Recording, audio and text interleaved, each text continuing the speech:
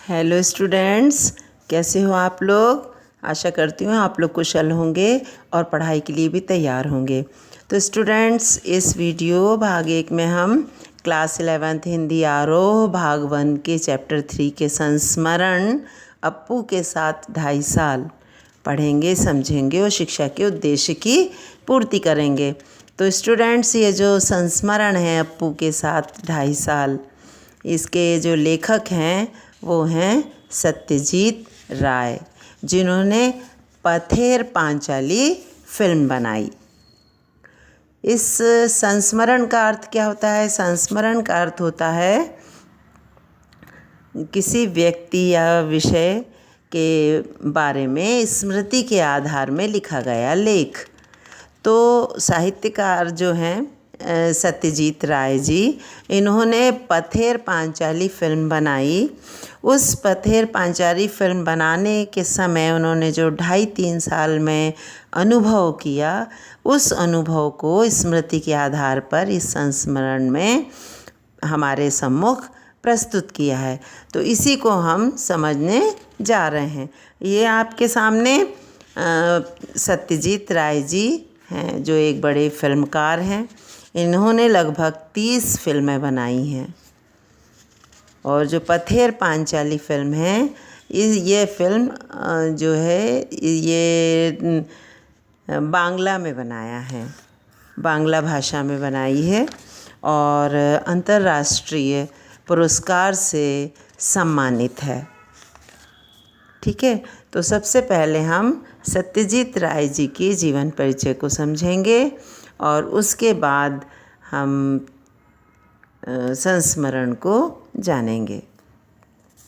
तो सत्यजीत राय जी का जन्म 1921 में कोलकाता में हुआ था। इनकी प्रमुख फिल्में हैं अपराजिता, अप्पू का संसार, जलसाघर, देवी चारुलता, महानगर, गोपी गायन, बाका बायन, पथेर पांचाली जो बांग्ला में है, शतरंज के खिलाड़ी, सदगति जो हिंदी में है। प्रमुख रचनाएं इनकी प्रोफेसर शंकु के कारनामे, सोने का किला, जहांगीर की स्वर्ण मुद्रा, बादशाही अंगूठी आदि। प्रमुख सम्मान इन्हें मिले हैं फ्रांस का लेजन डी ऑनर, पूरे जीवन की उपलब्धियों पर ऑस्कर और भारत रत्न सहित फिल्म जगत का हर महत्वपूर्ण सम्मान इन्हें प्राप्त हुआ है। इनकी मृत्यु सन 1992 में हो गई।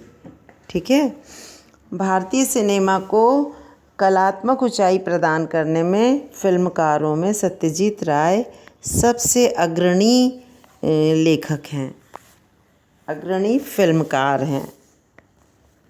इनके निर्देशन में पहली फीचर फिल्म पथेर पांचाली जो 1955 में प्रदर्शित हुई, उसने इन्हें अंतर्राष्ट्रीय स्तर का प्रतिष्ठा प्राप्त करने वाला भारतीय निर्देशक बना दिया। ठीक है, तो ये आपके सामने प्रस्तुत है सत्यजीत राय जी का चित्र और ये प्रस्तुत है पथेर पांचाली फिल्म के प्रमुख हीरो अप्पू जी, जिनके साथ फिल्मकार ने 2.5 साल निकाले। ये अप्पू की बहन है, ये उसकी माँ है। ठीक है, तो अब हम अप्पू के साथ 2.5 साल जो संस्मरण है उसे समझने का प्रयास करेंगे। पथेर पांचाली फिल्म की शूटिंग का काम 2.5 साल तक चला था। इस 2.5 साल के कारनामे में हर रोज़ तो शूटिंग होती नहीं थी। लेखक कहते हैं, तब मैं एक विज्ञापन कंपनी में नौकरी करता था, तो नौकरी से के काम से जब फुर्सत मिलती थी तो वो शूटिंग करने लगते थे। मेरे और उनका कहना है कि उस समय पर्याप्त पैसे भी नहीं थे, यानी पर्याप्त यानी इनफ पैसे नहीं थे। पैसे ख़त्म होने के बाद फिर से पैसे जमा करने तक शूटिंग स्थगित रखनी पड़ती थी। स्थगित रखना यानी रोकनी पड़ती थी। शूटिंग का आरंभ करने से पहले फिल्म में काम करने के लिए कलाकार इकट्ठा करने का एक बड़ा आयोजन करना पड़ता था। विशेषकर अप्पू की भूमिका निभाने के लिए 6 साल का लड़का मिल ही नहीं रहा था। आखिर उन्होंने अखबार में उस संदर्भ में एक इश्तहार यानी विज्ञापन दिया।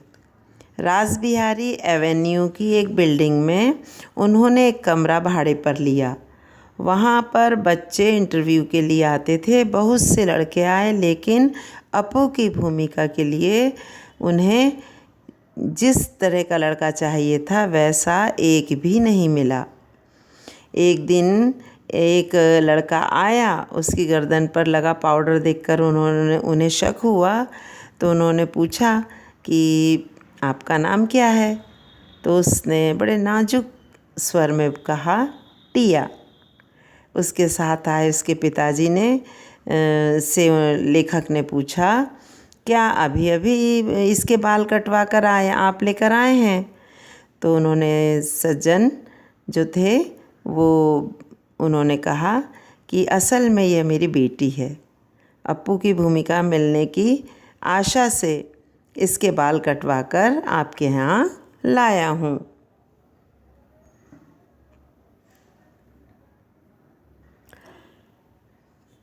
विज्ञापन देकर भी अप्पू की जो भूमिका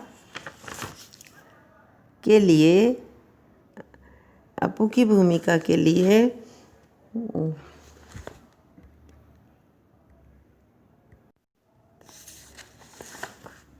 विज्ञापन देकर भी अप्पू की भूमिका के लिए सही तरह का लड़का न मिलने के कारण लेखक बेहाल हो गए।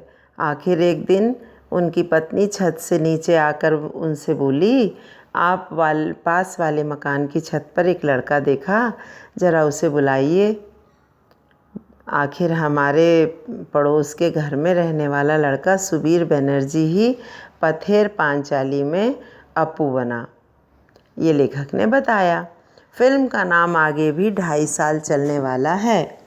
उन्होंने कहा फिल्म का जो काम है वो 2.5 साल तक चलेगा।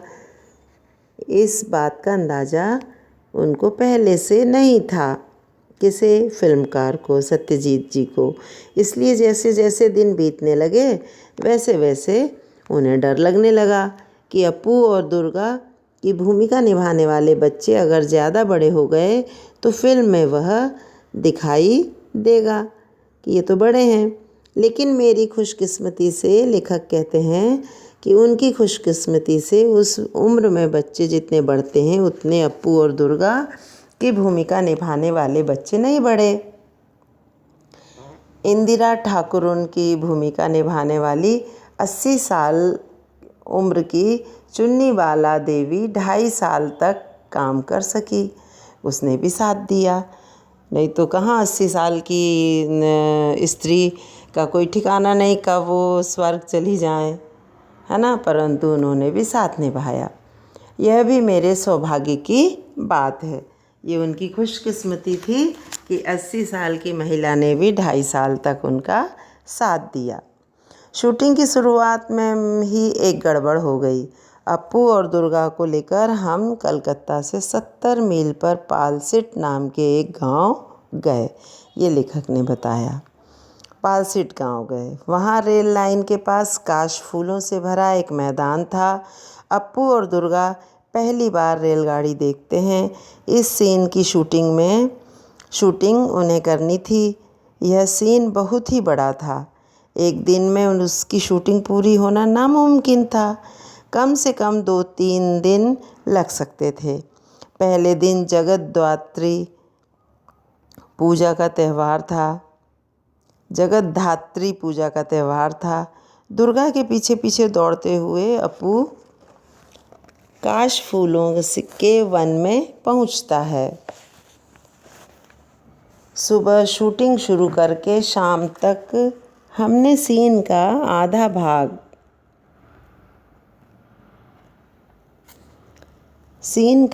भाग चित्रित किया। निर्देशक, छायाकार, छोटे अभिनेता अभिनेत्री हम सभी मतलब फिल्मकार सभी इस क्षेत्र में नवागत होने के कारण नए नए आने के कारण या वो क्षेत्र नया होने के कारण थोड़े बौराए हुए थे। बौराए यानी पागल से हो गए थे। बाकी का सीन बाद में चित्रित करने का निर्णय लेकर हम घर पहुँचे। 7 दिन बाद शूटिंग के लिए उस जगह गए तो वह जगह हम पहचान ही नहीं पाए। लगा ये कहाँ आ गए, हम कहाँ गए। वे सारे काश के फूल, बीच के 7 दिनों में जानवरों ने वे सारे काश के फूल खा डाले थे। अब अगर हम उस जगह बाकी आधे सीन की शूटिंग करते तो पहले आधे सीन के साथ उसका मेल कैसे बैठता।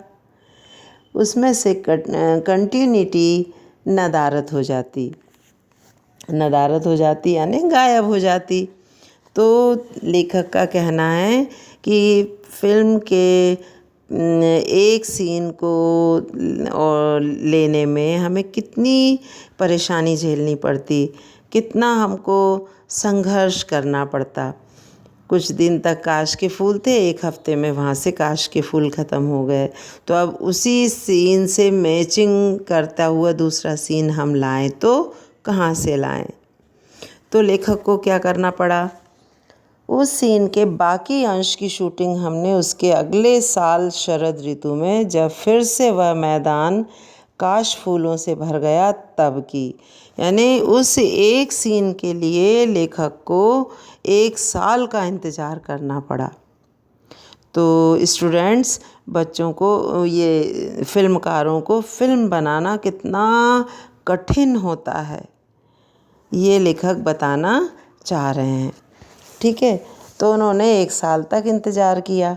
उसी समय रेलगाड़ी के भी शॉट्स लिए, जिसके लिए, लेकिन रेलगाड़ी के इतने शॉट्स थे कि एक रेलगाड़ी से काम नहीं चला। रेलगाड़ी का कोई कम शॉट्स नहीं थे, कई शॉट्स थे। तो वो एक रेलगाड़ी तो आई और निकल गई, तो उसके लिए उन्हें वहाँ पर रुकना पड़ा और एक के बाद एक 3 रेलगाड़ियों को हमने शूटिंग के लिए इस्तेमाल किया। सुबह से लेकर दोपहर तक कितनी रेलगाड़ियाँ उस लाइन पर से जाती हैं, यह पहले ही टाइम टेबल देखकर जान लिया था। उसके लिए टाइम टेबल देखा कि कब कब कौन कौन सी रेलगाड़ी निकलती है। फिर उसके रेलगाड़ी के टाइम को देखते हुए उसके आधार पर उन्होंने पहले से शूटिंग की तैयारी करके रखी। ठीक है, उस स्टेशन पर हमारी, लेखक कहते हैं, टीम के अनिल बाबू थे, जो उनकी टीम के अनिल बाबू थे, वो रेलगाड़ी स्टेशन से निकलते समय अनिल बाबू भी इंजन ड्राइवर की केबिन में चढ़ते थे, क्योंकि गाड़ी के शूटिंग की जगह के पास आते ही बॉयलर में कोयला डालना ज़रूरी था।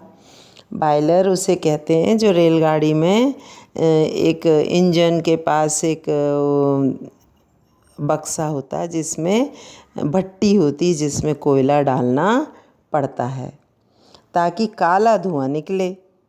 उसी समय काला धुआं निकलना दिखाना था फिल्म में। सफ़ेद काश फूलों की पृष्ठभूमि पर अगर काला धुआं नहीं आया तो दृश्य कैसे अच्छा लगेगा। तो दृश्य को सुंदर और स्वाभाविक बनाने के लिए उन्होंने काला धुआं उन्हें निकालना पड़ता था।